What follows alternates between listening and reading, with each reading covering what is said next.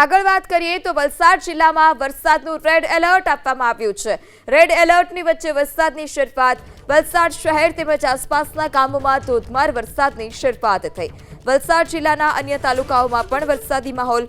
Red alert વચ્ચે વલસાડ જિલ્લામાં શાળા કોલેજોમાં વિદ્યાર્થીઓને રજા જાહેર કરાઈ છે। વધુ માહિતી સાથે સંવાદદાતા બ્રિજેશ ફોન લાઈનથી જોડાયા છે। બ્રિજેશ, શું વધારે વિગત વરસાદને લઈ? જી, જે પ્રમાણે વલસાડની અંદર વરસાદની આગાહીને લઈને તંત્ર ખૂબ જ એલર્ટ મોડમાં છે। હવામાન વિભાગના એલર્ટને પગલે વહીવટી તંત્રએ જે રીતે તૈયારી કરી છે, સંભવિત પૂરની પરિસ્થિતિને લઈ તંત્ર દ્વારા આગોતરી કામગીરી હાથ ધરાઈ છે। હાલ વલસાડ જિલ્લા કલેક્ટર અને વાપી મહાનગરપાલિકાના કમિશનરની ટીમ નીચાણવાળા વિસ્તારની મુલાકાત લીધી છે। અધિકારીઓને જરૂરી સૂચનો પણ આપવામાં આવ્યા છે। કલેક્ટર અને ઉચ્ચ અધિકારીઓએ જિલ્લાના સંભવિત અસરગ્રસ્ત વિસ્તારોની સાથે સતત સંપર્કમાં છે।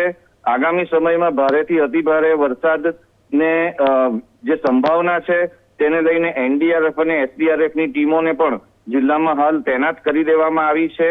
આ સાથે કોઈને પણ કામ વગર હાઈવે પર કે અન્ય જગ્યા પર ન નીકળે તેવી વિનંતી પણ તંત્ર દ્વારા કરવામાં આવી છે।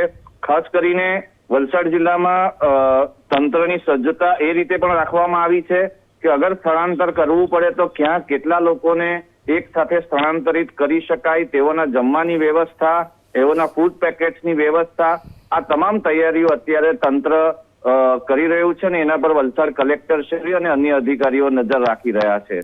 જી, માહિતી બદલ આભાર।